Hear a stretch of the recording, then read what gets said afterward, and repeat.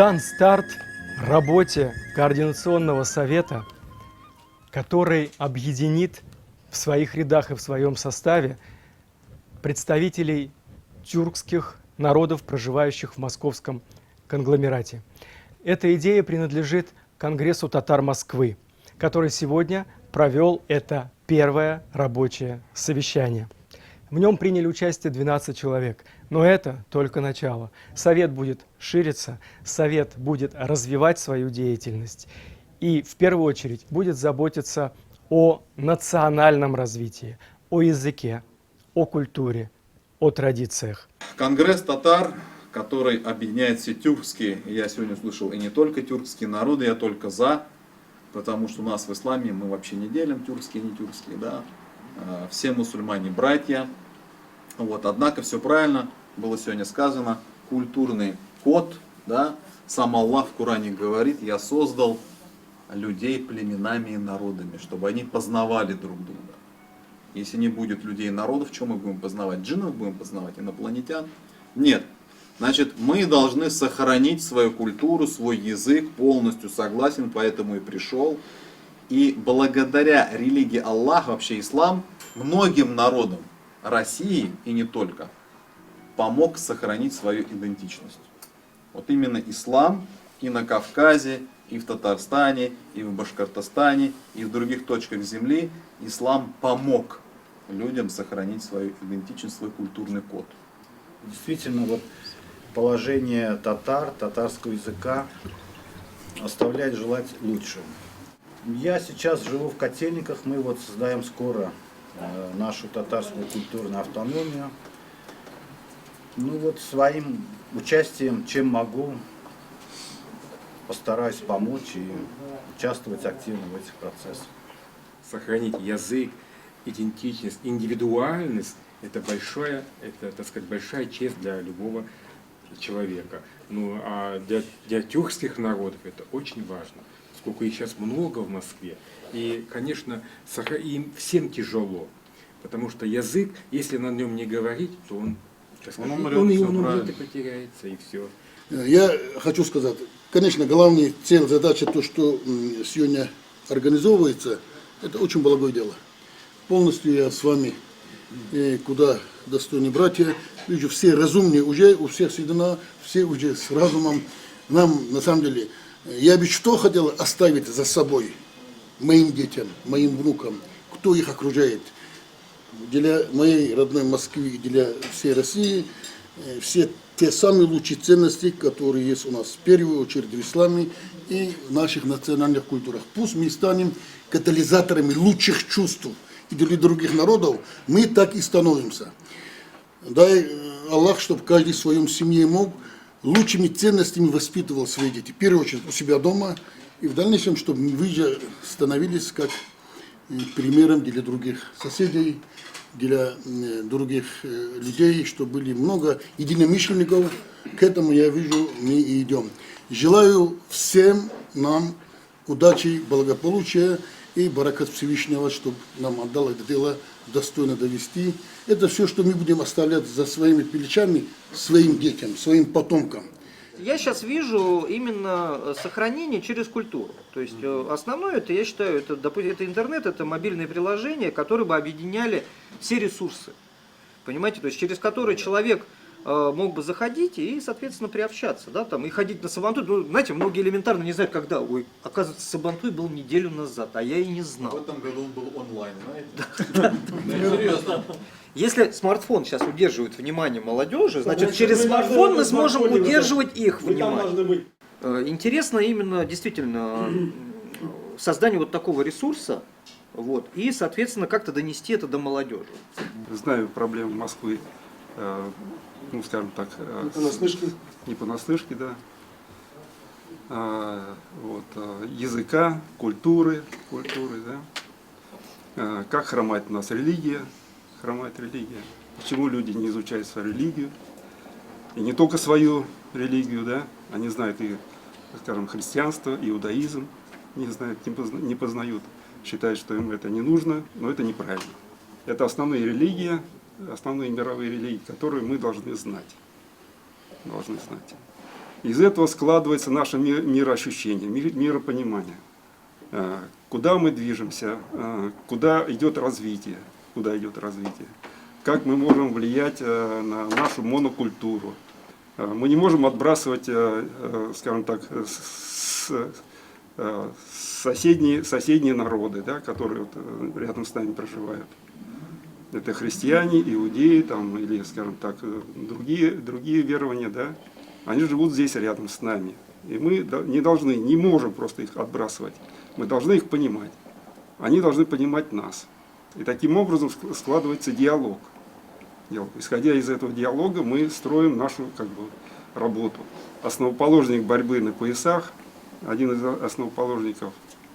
Вот. Было сильное развитие у нас в 90-е годы, в начале 2000-х годов было сильное развитие. Хотели сделать олимпийским видом спорта. Вот. Многие этого не поняли, не поддержали. Ну и так тихо-тихо вот все это ушло в историю. Но надеюсь, скажем так, это возродится и примет свой надлежащий вид. Спорт это как у корейцев тайквондо, у японцев дзюдо, у нас Аллах Та'аля нам наделил крящ. Крящ это даже дозволенный, это не какой-то удар, да, это борьба, она дозволена, мы должны это поднять. Керлинг стал олимпийским видом спорта. Керлинг, где там спорт есть. А борьба на поясах это один из красивейших, это бросковый, это не какой-нибудь там, да, очко, это бросковый. Мы не дорожим. Для этого, да, должны быть адепты, то есть последователи. Вот которые остались. Конечно, это хватает за живое каждого из нас, меня тем более. Я говорю немножко о другом, да. Я говорю о том, что мы разделены, к сожалению. Мы считаем, мы там кто-то даргинец, кто-то дагестанец, кто-то татарин, кто-то там еще кто-то, да, по национальностям, по своим, но не хотим понять, что мы единый народ. Мало обращаем внимание на наших женщин, не работаем с ними. Да? Мужчина это, ну как сказать, как петух в курятнике, да? Курятники. Как он строит курятник, да? Он так и живет. Но мы, к сожалению, пускаем это на самотек. Из-за этого у нас страдает язык, из-за этого страдают наши дети, которые не знают языка. Раньше в России была такая, значит, поговорка: тупой как пень. Это не говорило о том, что он тупой как пень. Это говорило о том, что он не знает как минимум 3 языков. Это вот об этом говорило, именно об этом. Что чем больше наши дети знают языков, тем выше у них культурное развитие. Они понимают другие народы, другие традиции. Пусть там английский язык, пусть там другой французский язык. Там. А родной язык тем более он должен знать. Тем более. Понимаете?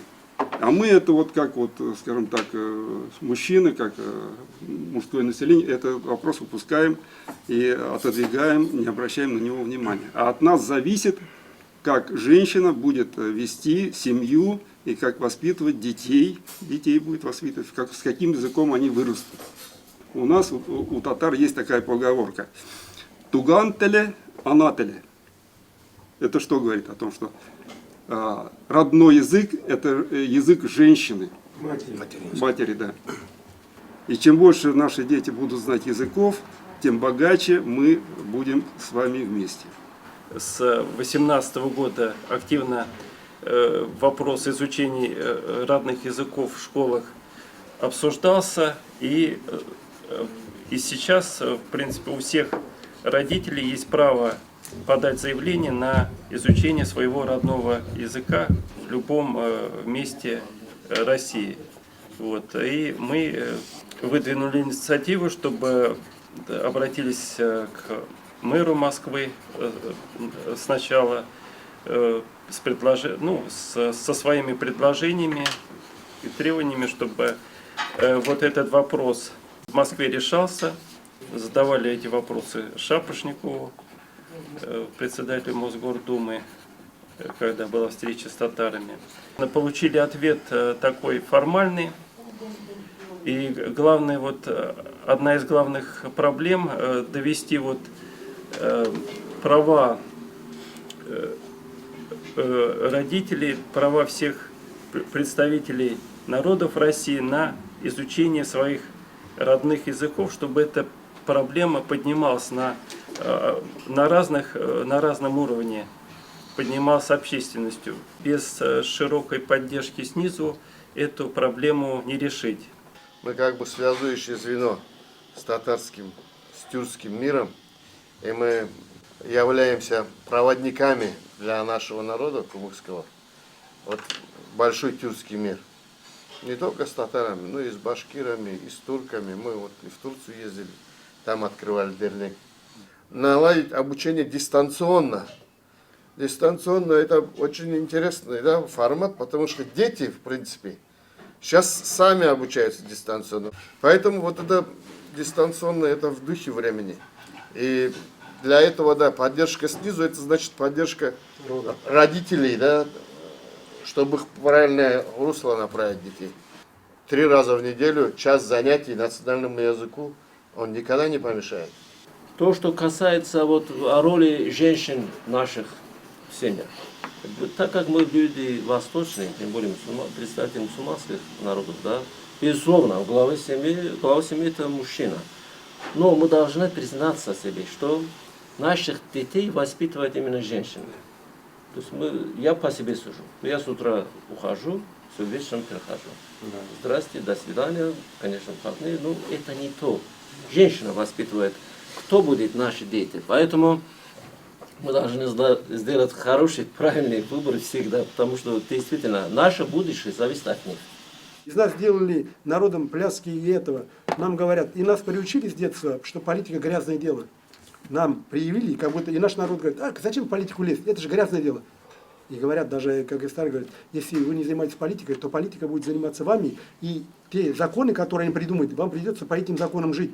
И мы пока не будем ценить тех людей, которые основополагающие, которые занимаются не танцоры, не держит, да, как бы мы будем читать в школах не за танцоров, танцоры не язык нам преподавать, не религию. Вот это кишар, который будет, наши общественные деятели, политиклар, вот за них, а у нас их не ценят, их забывают. Кишар, его никто не понял. В нашем окружении должно быть побольше еще молодежи. Мы опытом, да, у каждого есть опыт. Вот этот опыт мы должны оставить им, да, как бы, и чтобы они, воспользуясь нашим опытом, добились быстрее тех высот, которых мы не добились. Сегодня дан старт большой и серьезной работе. Обязательно будет резолюция нашего нынешнего совещания, и она обязательно получит свое практическое продолжение в реальных идеях и в реальных делах. Следите за нашими эфирами, участвуйте в нашей работе.